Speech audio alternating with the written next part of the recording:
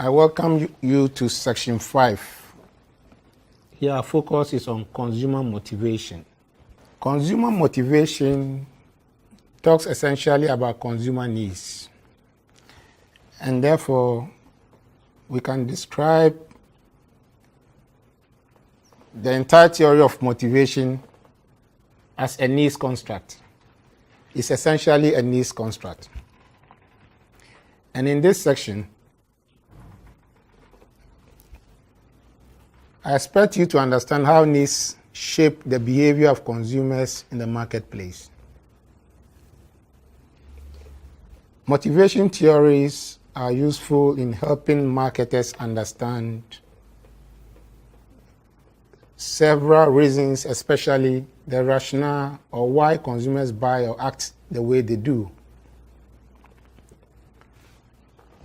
Motivation is a primary influence on goal-oriented purchase and consumption-related behavior, and therefore instrumental in understanding consumer behavior and the decision-making process that they go through. So what we are saying here is that consumer motivation is essentially a needs construct, and we'll be talking about consumer needs throughout our course. So this is an important theory as far as consumer behavior is concerned. First, we'll try to look at consumer motivation as a psychological force.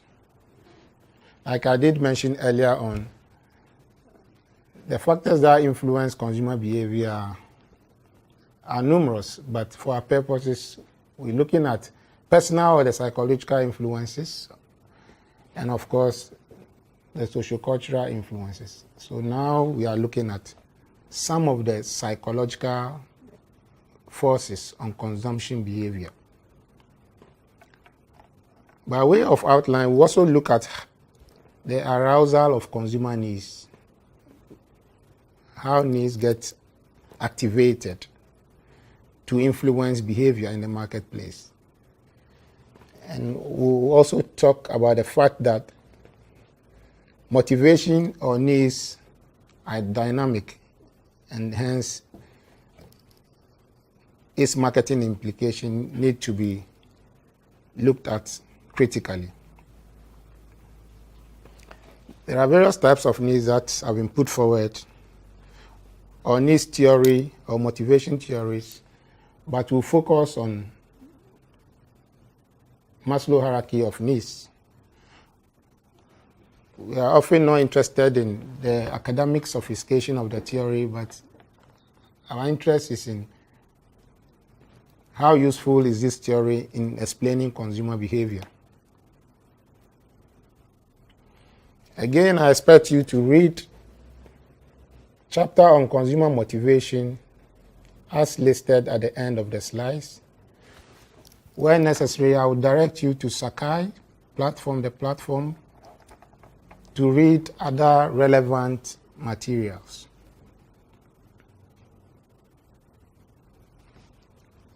In terms of learning objectives, we try to explain the basic psychological concept of motivation that account for individual behavior.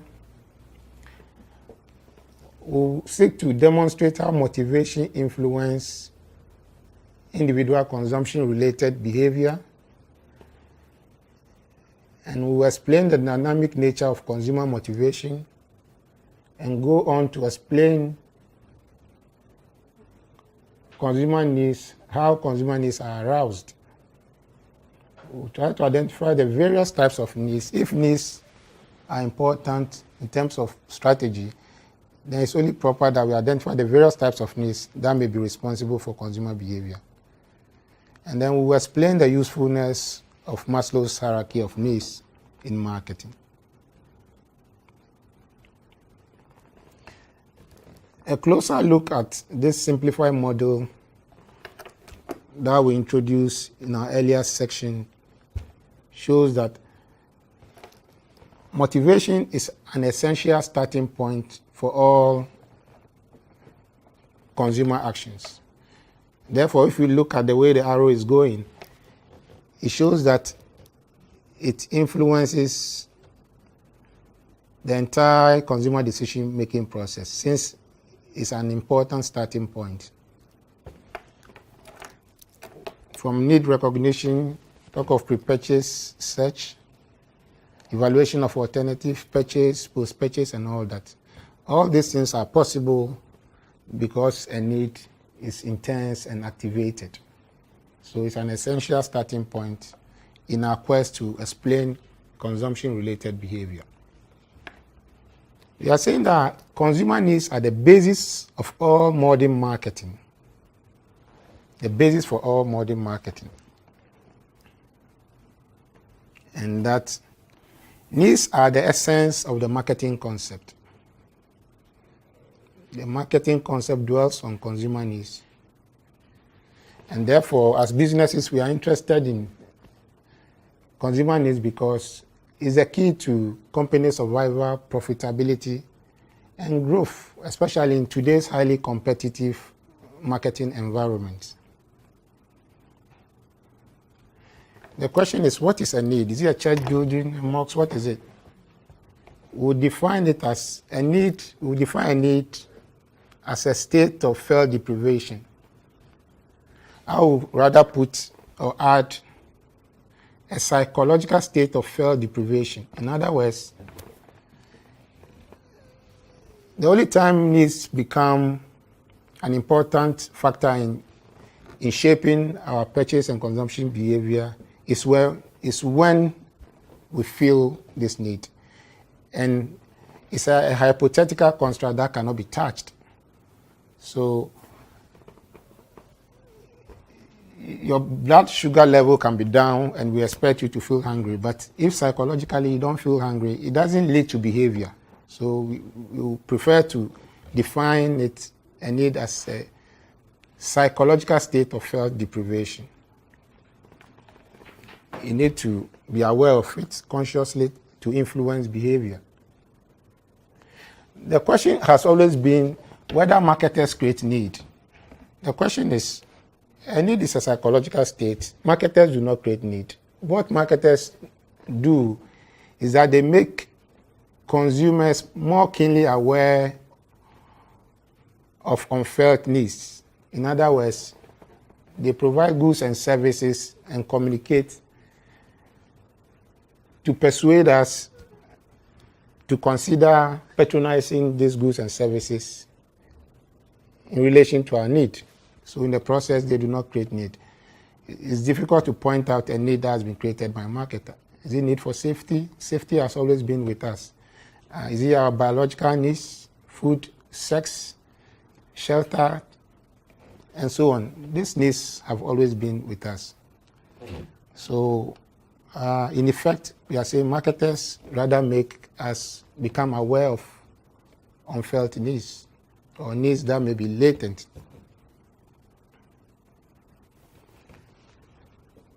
Now, let's look at motivation as a psychological force. In this regard, we'll attempt a definition of motivation. We can simply describe it as the driving force within individuals that impels them to action. It's a driving force within consumers or individuals that is responsible for what they do.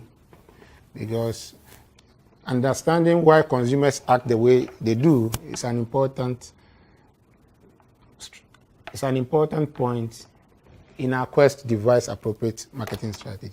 So let's attempt an explanation of motivation as a psychological force.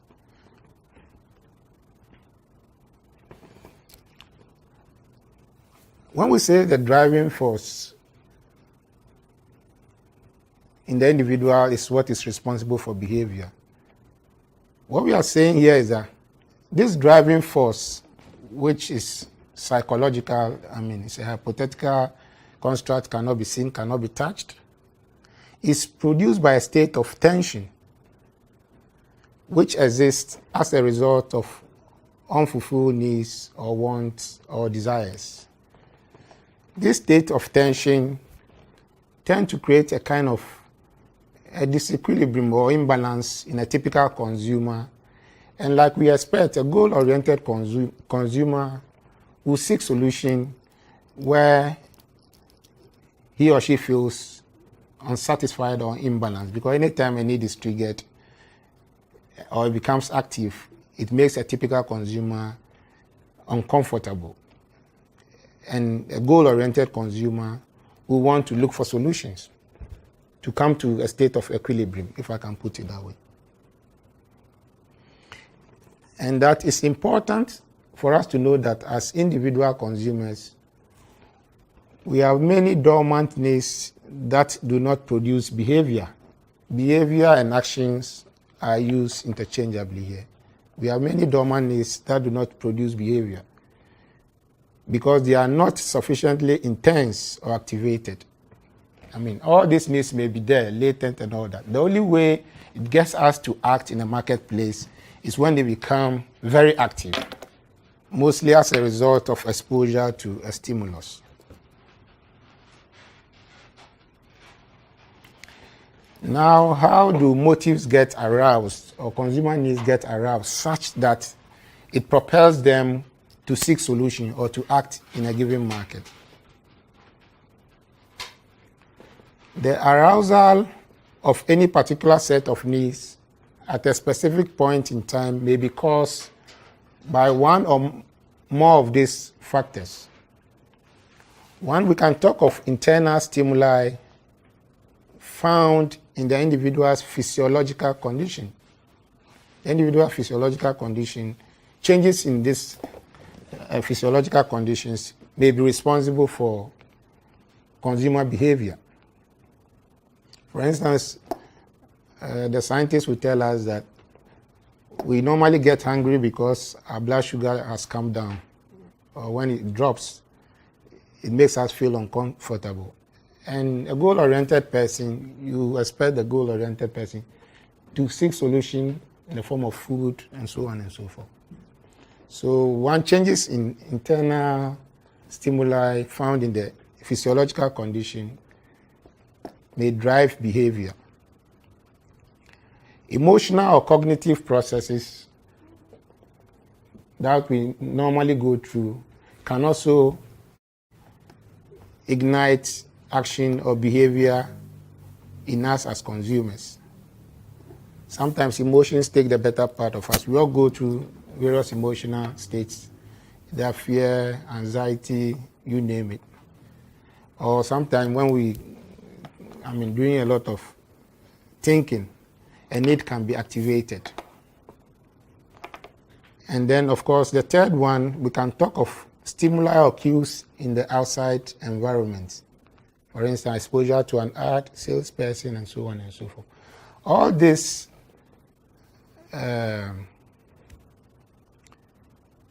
areas can influence each other. Of course, exposure to cues in the marketing environment can kickstart a cognitive process and all that. And a cognitive process activated can also push or create a situation where the individual consumer will begin to seek for information, because we are saying that anytime a need is activated, it creates a psychological state of imbalance or disequilibrium, a discomforting state. So a goal-oriented consumer will want to seek solution in the form of goods and services, events, you name it. So when consumer needs become intense or activated, the consumer takes action to satisfy the unsatisfied need. But the specific causes of action, the form in which the action takes or behavior that the consumer pursues, and their specific goals are selected mostly on the basis of psychological or personal factors among other relevant factors. A look at the model, the motivational process. You can see in the first box where there's unfulfilled needs, wants, and desires. In this course, we use needs, wants, desires interchangeably. We are saying that anytime this is activated, consumer need is activated, it creates some kind of tension or discomfort in the consumer. And if you look at the model, you realize that the goal-oriented, the consumer will want that need fulfilled just to feel comfortable again. This is because, as you can see under the diagram, the box under the line, there's some kind of tension that builds or discomfort situation that comes as a result of this tension that is created as a result of unsatisfied need. So is this tension or this discomforting situation that is going to push, if I can use the word push, or drive the consumer to seek solution in a way of behavior or action, just to be able to reduce this tension. That's the typical process anytime a need is activated. And you look at the box up there, you see personality, perception, learning, and attitude. These are all psychological constructs. And we are saying here again that the specific action is not automatic. The behavior that will come as a result of this tension is moderated by other factors, including the personality of the person. That's why two people may have the same need, but they may pursue different goals. And of course, we all see the world through our perceptual lenses. So the issue of perception will also influence the specific action that we take in the marketplace. And of course, learning. We acquire knowledge on a daily basis. Therefore, learned behavior or the knowledge we've acquired in relation to the marketplace will come to bear in terms of the specific actions that we'll take. Again, you see under that same box, we have consumer, we have attitude. What is attitude? Like I explained earlier on, it's a learned predisposition to behave. So attitudes are necessarily learned predispositions. They predispose us to act in a certain way, but attitude is not synonymous to behavior. But what we are saying here is that we may have these predispositions, and all these factors will interact to influence the specific actions that we take in the marketplace in terms of trying to reduce this psychological tension. If you look at the model we just depicted, you may be tempted to think that motivation is a unique construct or is unidimensional. But because behavior is directed towards a goal, it's important that as marketers we see motivation from two angles. We can have positive motivation or negative motivation. What do we mean? Behavior is goal-driven. For instance, we can say positive motivation. We can see it as a driving force towards some object or condition. In other words, you can see a pleasant situation where we are moving towards that in our quest to satisfy a particular need. So practicalizing this in the sense of the marketplace, we can have a person may join a Keep Fit club, for instance, to achieve good physique. So this time the motivation is towards good physique, or to achieve a positive goal of health and fitness. On the other hand, too, similarly, we can talk of negative motivation, which may not be any different from this. But here we are saying that a driving force away from some object or condition, mostly an unpleasant condition. So for instance, a person may exercise to avoid obesity, to avoid negative goal of becoming obese. So it's important that when we are talking of motivation, we don't see it as a unidimensional or one-dimensional construct. Because when we appeal to our target market, depending on what is relevant, we may be appealing to them to avoid certain habits or to move away with certain competing products and so on and so forth. The same way, sometimes we appeal to them, trying to move them towards a desirable state.